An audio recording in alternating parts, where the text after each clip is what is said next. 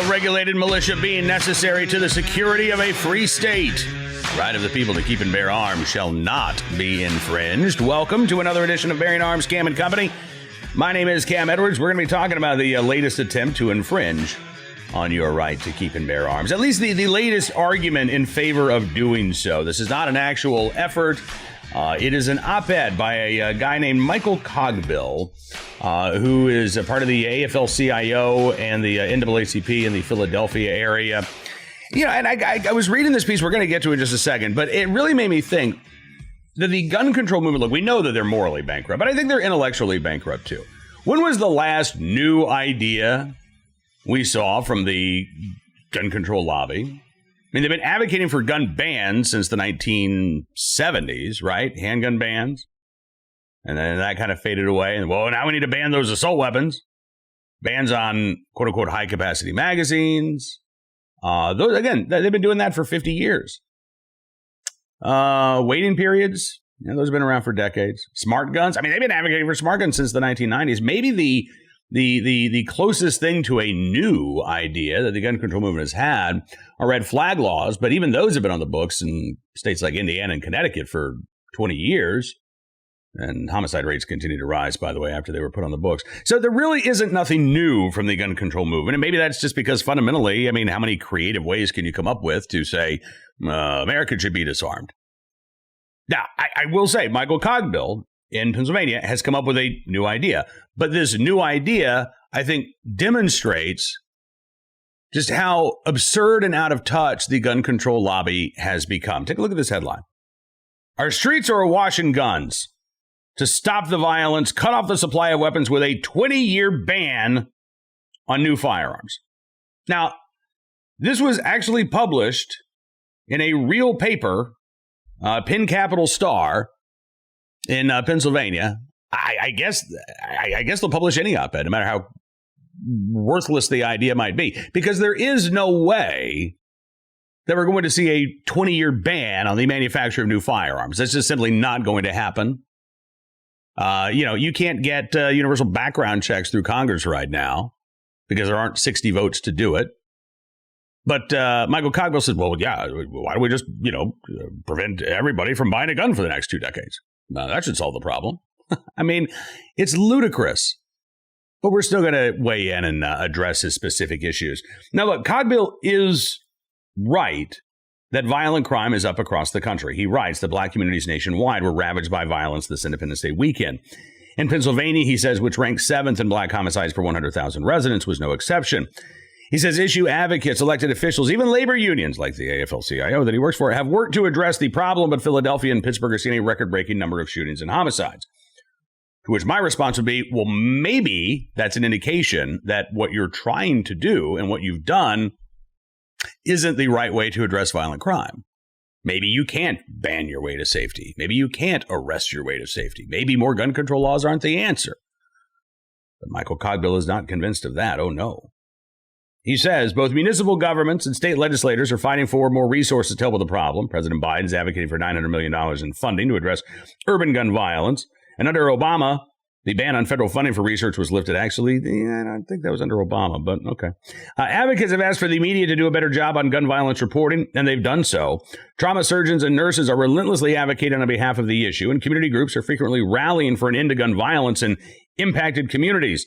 Despite the valiant efforts of so many across the state, we're still left with the question of how and why gun violence is so out of control. Except that for Cogbill, we're not actually left with that question because he thinks he knows the answer. He writes, quote, the problem is there are just too many guns. Handguns, shotguns, assault rifles, machine guns, and now ghost guns, he says. Just too many of them. He says and by the way, Michael Cogbill has a bad idea, but he also just has some false facts, things that are not true. He writes the FBI estimates that nearly 40 million guns were purchased in 2020 by the number of NICS background checks initiated. No, sir. And that tells me, Michael Cogbill, that you don't know what you're talking about. That you care about this issue, but you don't know or understand this issue. Because not every NICS check is conducted on a firearms transfer. The National Shooting Sports Foundation, which is the firearms industry trade group, estimates that about 21 million firearms were sold last year. Still a record number, but about half the 40 million that you claim. Now, why is that? Well, because NICS checks are conducted in some states when you've got, let's say, in Illinois, for example, you've got a firearm owner ID card that's required for every legal gun owner. And the Illinois State Police will conduct background checks on those FOID card holders on a regular basis. Other states do the same thing. So not every NICS check is tantamount to a gun sale. Most people know this, at least most people who study this issue, who care about this issue, who advocate for this issue. Most people understand that basic fact. And it's kind of disturbing that you don't. But let's continue. Cogbill says Pennsylvania ranks in the top 10 states with guns purchased at 1.4 million, averaging more than 100,000 guns sold per month. I think the number's a little lower there in the adjusted NICS figures, but we'll let that one slide. He says that ghost guns can be made at home and are completely untraceable. Both State Representative Eamon Brown of Philadelphia and recording artist Kerr drew attention to the matter, with the latter mentioning switches, which are illegal devices that turn handguns into mini machine guns. I don't even know what he's talking about here. This year alone, he writes, from January 2021 to June 2021, there were more than 760,000 firearms potentially purchased in Pennsylvania, putting us in the top 7 with Texas, Kentucky, Florida, California, and Indiana. Dwarfing the group with more than 6 million background checks initiated this year is Illinois. And in 2019, switches, he writes, were popping up in Chicago. Okay, well, again, I just explained why there weren't 6 million guns sold in Illinois this year. And that would be absurd. In fact, that figure should raise alarm bells. Why would Illinois have so many guns? I mean, they got all these gun laws. Because again, not every NICS check is for a gun sale. And in Illinois, every FOID card holder, every concealed carry licensee is getting regularly rechecked by the Illinois State Police with a NICS check. You know, again, if you don't know this stuff, why should anybody listen to you when you say, I know the answer to solve our problem? You don't even know about the problem. You don't even know how gun sales work or how NICS checks work in this country. Cogbill says the kicker is that there are still hundreds of thousands of background checks left incomplete, due in part to a strange loophole in which the check is null and void if results aren't returned in 3 days. No, it's not that the check is null and void. It's that if the FBI can't conduct the instant background check within 72 hours, then the federal firearms licensee has the option to proceed with the sale. But it's not that they're null and void. And as a matter of fact, the FBI check is still being conducted. And if it comes back later, that's denied. Well, you've still got the record of sale. You can still go after that individual, and that individual has still violated the law by purchasing a firearm. Again, something else that Cogbill doesn't really understand. So the headline for this piece, again, let me remind you, our streets are awash in guns. To stop the violence, cut off the supply of weapons with a 20-year ban on new guns. Most of this column, honestly, is taken up by Michael Cogbill spouting off stuff that simply isn't true before he gets to his unworkable idea. And this, by the way, is all that he says about his big idea. The thing that the whole headline was about, this is it. It's far past time that gun violence prevention groups, legislators, and anti-gun lobbyists stop playing nice with gun owners and manufacturers. They've been playing nice? Really? How's that? I mean, you could argue that they've been getting their ass kicked in many states across the country, but they haven't been playing nice. I mean, I haven't seen any gun control group saying, you know what? That gun control law does go too far. You're right. I mean, I'm a believer in common sense gun safety regulations, but I also support the Second Amendment. And wow, you know what? I'm glad that these Second Amendment groups, informed us that this law really violates people's rights, because they're correct. And this goes too far. It hasn't happened. They're not playing nice. They're demonizing gun owners. Are you kidding me? Anyway, he continues. A potential answer, he writes, is to go big and to push for a blockade on the production and import of firearms for at least the next 20 years. This action is feasible, but it'll take courage, creative thinking, and relentless advocacy over a short window of time. All right, so I wanted to learn more about how this is feasible. But that's the end of his column. That's it. That's it. It's feasible. it's as feasible as it is likely that Illinois has had 6 million gun sales this year, which is to say, not feasible at all. Again, there are constitutional concerns. The Supreme Court ruled in Heller that you can't ban handguns because that's banning an entire class of firearms. Now you want to impose a 20-year ban on all firearms. So the Supreme Court's not going to go for it. There's no way that Congress is going to pass something like this, even in a state like Pennsylvania. If the the Republicans control the state legislature in Pennsylvania. The Democrats control the governorship. But let's say Democrats take over the state legislature in Pennsylvania.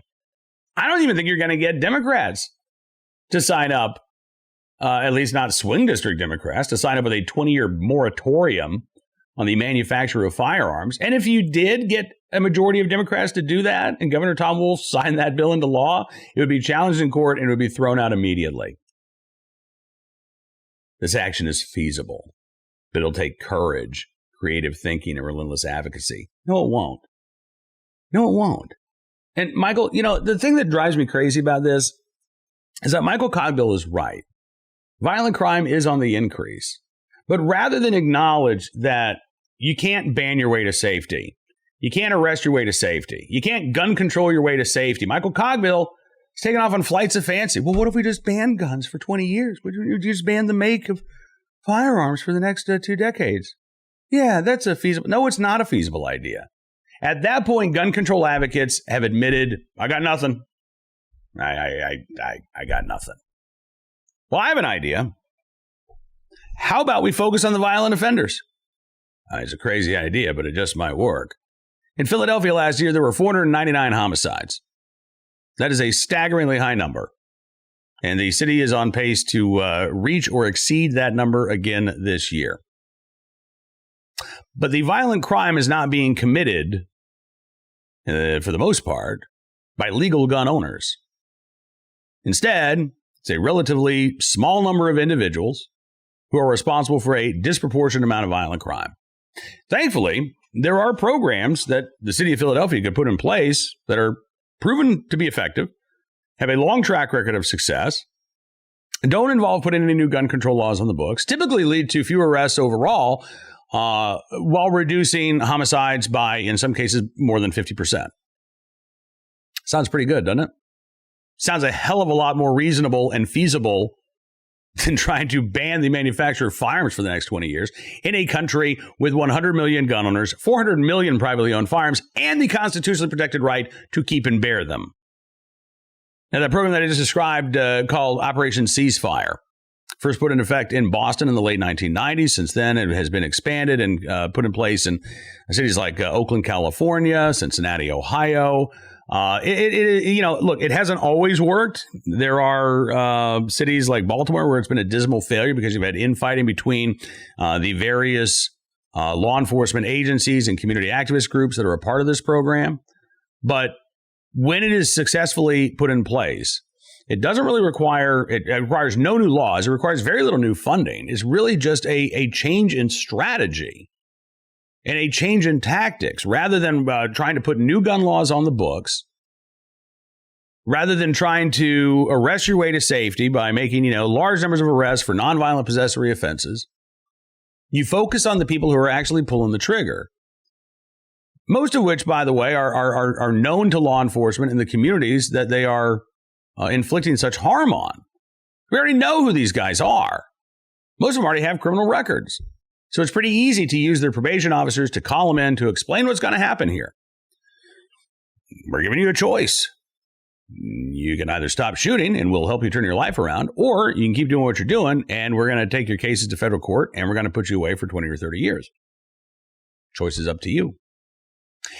When that choice is offered, for the most part, people take advantage of those opportunities. Not always. There are going to be some people who learn the hard way that, no, they weren't kidding. And they'll be spending the next 20 or 30 years in a federal prison. And that sucks for them. And actually, it's not the ideal outcome, I think, even for law enforcement or prosecutors or the community. But it's a better outcome than continuing to see the plague of violent crime. And again, it's a realistic, it's a constitutional, and it is an effective way to address violent crime rather than the nonsensical flights of fancy from gun control activists like Michael Cogbill. All right, let's turn our attention now to today's armed citizen story, our good deed of the day, and our recidivist report. We will start there, Greensboro, North Carolina, where a man has been charged in the shooting death of a 72-year-old woman working at a gas station.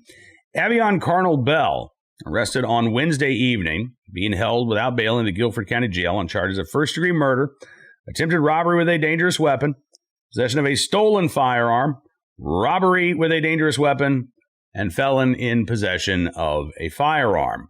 Patricia Grant died after she was shot about 6 o'clock in the morning on July the 1st while working at a Speedway convenience store. According to obituary, she'd been a manager with Speedway for many years.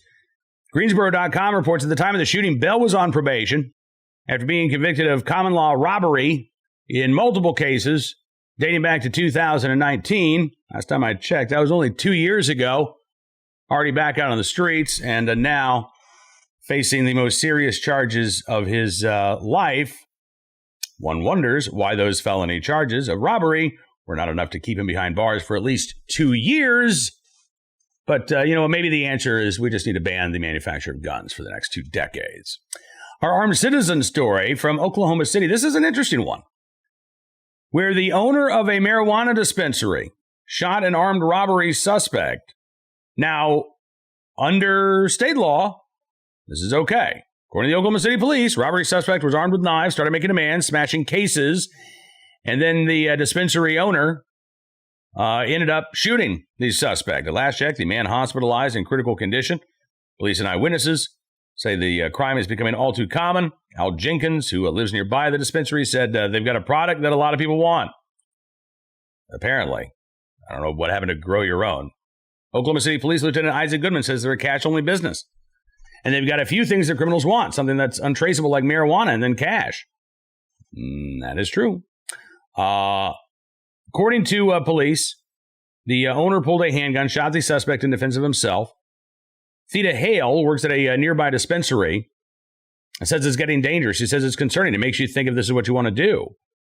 And police say that criminals should think twice. Lieutenant Goodman said, quote, the majority of dispensaries in our city limits are staffed by folks that are armed because they know it's a risky business.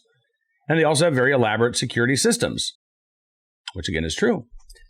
So again, the dispensary owner not going to be facing any charges. He was acting in self-defense, but under not facing any charges locally. But under federal law, it is still a crime to possess a firearm and be a user of marijuana. Now, I don't know if the fact that you own a dispensary automatically means that you are a user of marijuana. But I mention this because I really do believe it's time for the federal government to deal with this issue. You've got well over a dozen states, including red states like Oklahoma, that have legalized marijuana at the state level. At the federal level, meanwhile, it is still prohibited.